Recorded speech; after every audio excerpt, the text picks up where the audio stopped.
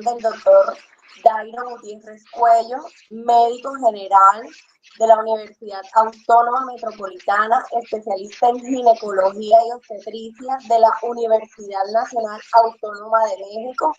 Además es abogado de la Universidad Central del Valle del Cauca, especialista y magíster en Derecho Médico de la Universidad Externado de Colombia, magíster en Medicina Evaluadora y Peritaje Médico de la Universidad de Barcelona. Se desempeñó como decano de la Facultad de Ciencias de la Salud de la Universidad Central del Valle, ex magistrado y ex presidente del Tribunal de Ética Médica del Valle, director de la empresa Perimedical del Valle, dedicada a realizar dictámenes periciales en todas las áreas médico-quirúrgicas, asesorías en subrogación materna, neuropsicología, entre otros. Es docente de pregrado de los programas de Medicina y Derecho de la Universidad Central del Valle y especialización y maestría en Derecho Médico de diversas universidades del país. Doctor Dairo, es un gusto tenerlo aquí en Foro Jurídico 360, en este conversatorio, en este espacio académico de gran relevancia e importante para la academia, tanto en Derecho como en Medicina. Adelante, cuenta con 15 minutos para exponer su tema. Bienvenido. 15 menos que el doctor Carlos, no puede ser posible. Bueno, 20 minutos, doctor. Tiempo libre. Bueno, es un placer y muchas gracias, doctora Jenny, por su presentación. Por supuesto que no me puede negar a participar en estos conversatorios, pues tengo alma de docente. Para mí esto es un folclore, participar en este tipo de cosas porque me encanta. El tema que yo voy a comentarle el día de ahorita, pues es el tema de la prueba pericial médica, ¿no? Todos sabemos que las reclamaciones judiciales son una realidad, eso no lo podemos negar, especialmente en la responsabilidad médica, ¿no? Y ataña a todos los ámbitos jurisdiccionales como la responsabilidad civil, administrativa, penal, incluso en la responsabilidad ética disciplinaria. Sin embargo, no todo tipo de reclamación es jurídicamente aceptable, ¿no? Pues tenemos en cuenta el apotegma ese que dice, vale tanto no tener derecho como tenerlo y no poder probarlo, ¿no? Muy socorrido por los que se dedican al tema de la prueba pericial. Por lo tanto, no se debe, se debe admitir que la prueba es determinante para que se pueda ejercer y reconocer los derechos sustanciales a través de un proceso. Sin ello, por supuesto que el Estado no podrá ejercer su función jurisdiccional de administrar justicia. Es necesario esta prueba pericial. Entonces, el insumo con el que se trabaja y experimenta, pues son los hechos, ¿no? Y los hechos deben estar debidamente reconocidos dentro del plenario, deben estar debidamente probados en el plenario o en el debate procesal. Se requiere ineludiblemente de la prueba. Definitivamente necesitamos la prueba para demostrar los hechos. Por consiguiente, la decisión judicial debe estar siempre amparada en las pruebas debidas y oportunamente allegadas al proceso, ¿no? De tal manera entonces que tenemos que verificar que el objeto de la prueba definitivamente son los hechos. Sin embargo, desde el punto de vista académico es un error pensar de que el objeto de la prueba son los hechos, porque realmente el objeto de la prueba son los enunciados enunciados que las partes esgrimen dentro de un proceso por unos hechos acaecidos. Realmente lo correcto sería hablar de la prueba de la verdad de la afirmación de la existencia de un hecho. Eso sería lo correcto. En todo caso, el fin de la prueba pues va de la mano con el objeto, es llevar el convencimiento del juez sobre los hechos, es convencer al juez, conducirlo de ese estado de ignorancia respecto a los hechos al conocimiento y la certeza de los hechos. Así que la prueba en todo caso sirve para dar certeza, ¿no?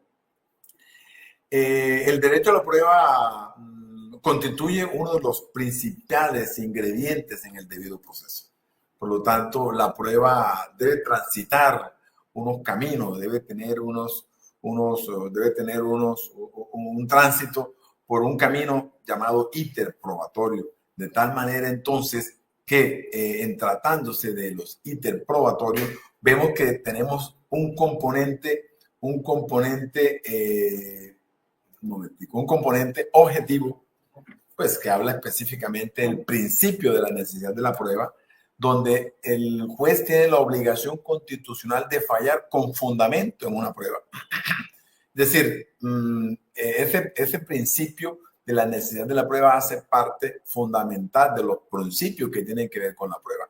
De tal manera que ese camino que debe recorrer la prueba parte inicialmente de la petición y el aporte. Por supuesto que se aporta lo que se tiene y se pide lo que no se tiene. Y en este caso, en materia de responsabilidad médica, hablaremos de interrogatorio de parte, testimonio y especialmente el dictamen pericial. Posteriormente viene el decreto. Se decreta lo que se pide o se aporta, ¿no? De tal manera que para poder decretarse con base en un fundamento es necesario que pase por unos requisitos, que esos son requisitos intrínsecos, que son los de conducencia, pertinencia y utilidad de la prueba. Todos sabemos que la conducencia es la idoneidad del medio de prueba para demostrar lo que se quiere probar, ¿no? Y la pertinencia demuestra la relación directa que existe entre el hecho y la prueba, ¿no? Y la utilidad hace parte del principio de la economía procesal, de tal manera que lo que sigue después en la práctica, se practica lo que se decreta, ¿no? De tal manera entonces que por último tenemos como en el último eslabón el tema de la valoración, ¿no? La valoración de la prueba que pues podemos decir que es el análisis que el juez realiza sobre el mérito de la convicción de la prueba. La valoración se hace inicialmente desde el punto de vista individual y después se hace colectivo, ¿no? Desde el punto de vista individual, por supuesto que tendrá que tener en cuenta lo básico, que es el tema de la sana crítica, donde debe compartir unos elementos básicos, que es la construcción racional, que parte de premisas y se fundamenta en una relación de causalidad, que es la lógica. Luego tenemos el sentido común, las reglas de máxima experiencia y por último el conocimiento básico que tiene que tener el juez para poder tratar de impartir el tema de la justicia. De tal manera entonces que por último, después de haber transitado por este camino interprobatorio, el juez tiene la obligación de motivar la decisión. Todo acto jurisdiccional de condena o absolución debe ser motivado.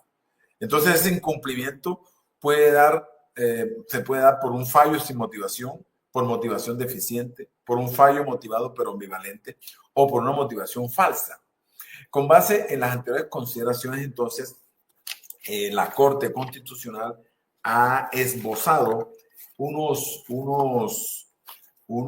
insumos para garantizar el derecho a la prueba, ¿no? Y me refiero específicamente aquí a insumos como, por ejemplo, la carga de la prueba, llamado como onus probandi, donde es la obligación que tienen las partes dentro de un proceso para aportar los elementos probatorios, ¿no? Por supuesto que este es el principio esencial del derecho procesal.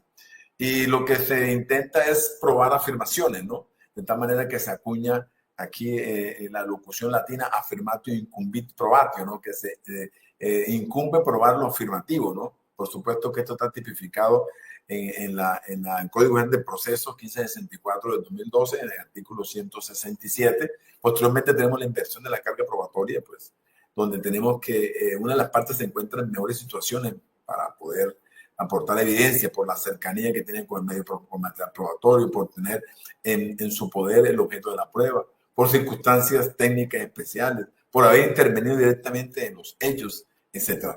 De tal manera, entonces, que una vez esbozando estos insumos, tenemos otro insumo que ha esbozado la Corte Constitucional en sentencias y tenemos la carga dinámica de la prueba, ¿no? Que es un criterio flexible que asigna la carga probatoria a la parte que se encuentra en mejores condiciones para probar. Y de igual manera, dentro de estos insumos tenemos la prueba de oficio, mediante el cual el juez ordena, sin necesidad de que las partes lo soliciten, otro dictamen, ¿no? Es decir, una prueba pericial. Su finalidad última es garantizar la búsqueda de la verdad material y esclarecer los hechos, que finalmente es el sustento de esta medida, de este insumo. Por último, tenemos la medida cautelar probatoria, ¿no? Cuyo concepto radica en la acción judicial para preservar o asegurar pruebas relevantes. Eso se aplica cuando existe el riesgo de que una prueba se pierda, se altere o haya una inaccesibilidad de una prueba, ¿no? Y garantiza la disponibilidad del elemento probatorio en procesos futuros, ¿no? Ejemplo común de esta medida cautelar probatoria es la inspección judicial anticipada, la declaración de testigos vulnerables, la realización urgente de pruebas técnicas o pruebas médicas, etcétera, ¿no? Bien, ya aterrizando específicamente en el tema de la responsabilidad médica, podemos decir que los médicos en materia de peritación son peritos naturales, ¿no? La ley 23 de 1981 en el artículo primero numeral 6 indica que el médico es auxiliar de justicia. Quiere decir entonces esto que los médicos en términos generales siempre seremos peritos invitados a aclarar los hechos en materia científica. De tal manera que se tendrá que echar, para poder aclarar las dudas desde el punto de vista jurídico, pues tendremos que echar mano, es decir, los operadores de justicia, de elementos o instrumentos utilizados por las partes o el juez para suministrar razones o motivos. Y entonces es cuando nacen los medios de prueba, cuyo objeto es lograr la convicción sobre los hechos. En materia de responsabilidad médica, los medios de prueba puede ser el interrogatorio de parte, el testimonio, en este caso el testigo técnico, los documentos y especialmente la prueba pericial. La prueba pericial desde el punto de vista doctrinario se define lo define como el que poseyendo conocimientos técnicos y prácticos informa bajo la gravedad del argumento al juzgado sobre puntos litigiosos en cuanto se relacionen con su especial saber y experiencia. Es un error decir, como a veces escuchamos, que el juez es perito de peritos. Eso no es cierto. Yo pienso que se puede reemplazar ese término porque son los ojos del juez, ¿no? Es decir, el perito son los ojos del juez. En las actuaciones médicas, lo que hace el perito es asesorar la Administración de Justicia sobre asuntos científicos y aplicación sanitaria, ¿no? De tal manera entonces que en materia de clases de peritos tenemos el perito de oficio, los peritos de los sujetos procesales, que son los peritos de parte, los peritos generales, los peritos especialistas, el perito único y más de un perito, que sucede especialmente en la jurisdicción penal, donde se pueden utilizar más de 2 peritos. Bien, los peritos tienen responsabilidades, por supuesto, ¿no? Pero primero tengo que informar que pues, los abogados acuden a un tercero que sea imparcial, experto en un tema, para que se sirva verificar qué hechos interesen al proceso y que de esta manera pueda el juez soportar o tener mejores argumentos de juicio para estar en condiciones de proferir una decisión. En términos generales, los conocimientos del perito no pertenecen a la esfera del común, ¿no? Por supuesto que sobrepasan el nivel cognitivo del cual tienen los sujetos procesales y en especial el que tiene la Administración de Justicia. Puede existir que haya un juez que sea médico, pero el juez no podrá utilizar su conocimiento para aclarecer las dudas desde el punto de vista jurídico, ¿no? El perito entonces no expresa hechos en su concepto, sino que debe concentrarse exclusivamente en que sus pronunciamientos estén dentro del marco técnico y científico, ¿no? Por supuesto que el juez natural de los médicos en materia de acto médico sería la jurisdicción ética y disciplinaria. Los actos médicos pueden ser actos médicos directos, documentales, acto médico pericial y acto médico epidemiológico. De tal manera que si el médico incumple su cometido como perito designado a una entidad, se puede hacer una denuncia al Tribunal de Ética Médica. El principal insumo que tenemos los peritos para tratar de salvaguardar las reclamaciones judiciales es la historia clínica, del cual la doctora Amalia habló eficientemente.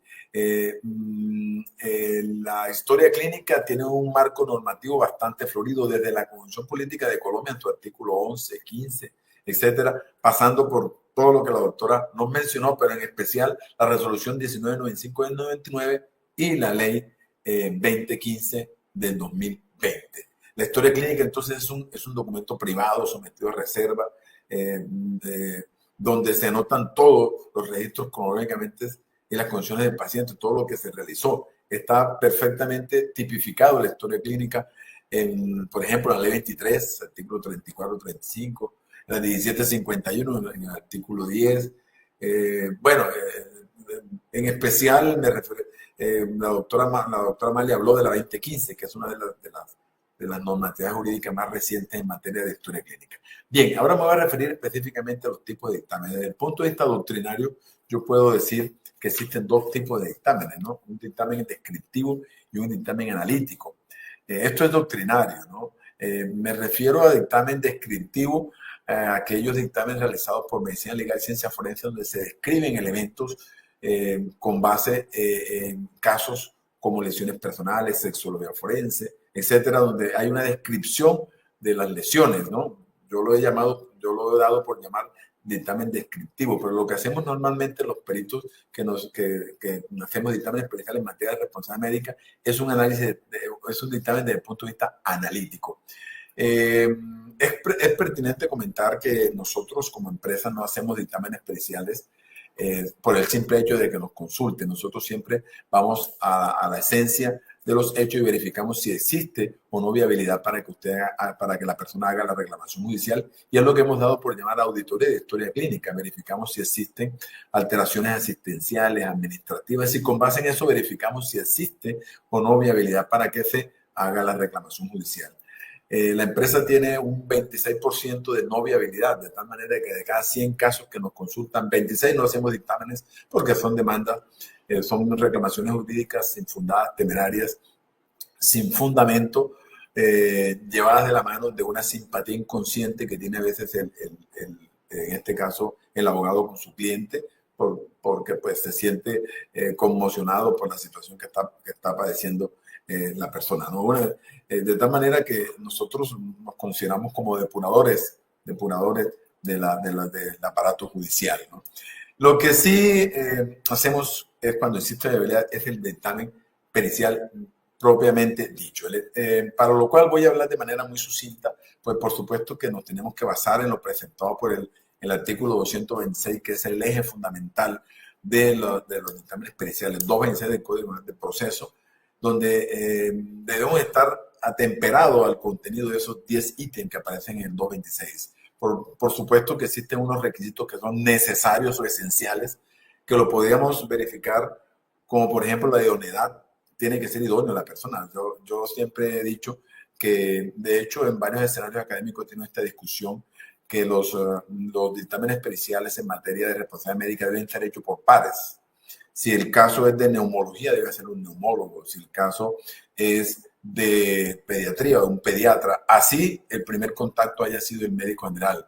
Por lo menos nosotros en la empresa no tenemos médicos generales, tenemos especialistas de todas las ramas. Entonces, si es un caso, si el médico general se vinculó a un caso porque atendió a un niño, pues él tiene la obligación de hacerlo con base en el fundamento, en su nivel de complejidad. Pero eso es lo que tiene que hacer, es lo que tiene que verificar el pediatra. Por lo tanto, nosotros, como requisito esencial, se debe verificar la idoneidad, la metodología, la información, etcétera, el método científico utilizado. Pero existen unos requisitos que son accidentales, que sin ellos no perdería valor el dictamen, ¿no? Por ejemplo, que uno no se le olvide anotar que ha hecho publicaciones o que no ha hecho publicaciones, o haber realizado dictámenes para X o Y abogado. Eso no invalida un dictamen pericial. De tal manera que los dictámenes periciales, en términos generales, deben partir de la aplicación del método científico, que es la aplicación de la lógica a los hechos acaecidos. Es el método científico, y siempre partimos específicamente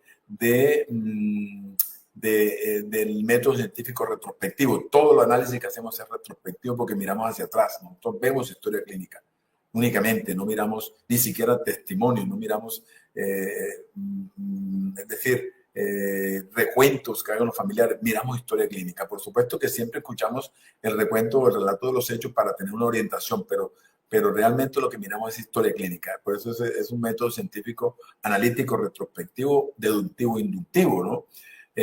Para lo cual empezamos haciendo un planteamiento del problema, ¿no? Planteamos un problema genérico. Si el caso es de una apendicitis perforada con muerte, yo de manera genérica puedo plantearme unos problemas como, por ejemplo, cuál es la edad más frecuente donde ocurra apendicitis, qué pasa cuando la apendicitis perfora, en qué condición la apendicitis perfora, pero es de manera genérica. Por lo tanto, también debo esbozar dentro del documento el objetivo por el cual estoy haciendo el documento, qué es lo que yo pretendo verificar con esto. También, haciendo alusión al método científico, utilizaremos la formulación de hipótesis, donde plantearemos afirmaciones susceptibles de comprobar, ¿no? Y por último, no, a la mitad de este documento, hacemos el resumen de historia clínica. El resumen de historia clínica es el ser. Eso fue lo que ocurrió. Y lo escribimos en resumen tal y cual como ocurrió, sin teniendo en cuenta los hechos relevantes del caso. Porque eso es una historia clínica de 1000 folios, nosotros vamos a poner los datos relevantes para el caso. Después, habiendo hecho esto sin poner nada de nuestra cosecha, vamos a la literatura, revisamos la guía de práctica clínica, revisamos los protocolos de manejo, la medicina evidencial, y ese sería el deber ser. Entonces, el ser, historia clínica, deber ser, literatura. La compactamos y verificamos y vemos qué fue lo que ocurrió. Verificamos si hubo o no violación al estado del arte, el ex artis, si hubo violación a la guía de práctica clínica, violación a los protocolos. Jamás los peritos utilizamos términos jurídicos como los elementos de la culpa. No utilizamos impericia, imprudencia, negligencia, no. Simplemente verificamos si se aleja o no del estado del arte. De ahí, entonces, de esa concatenación que hacemos del ser con el deber ser, sale el análisis, ¿no? El análisis es donde nosotros verificamos qué fue en qué falló.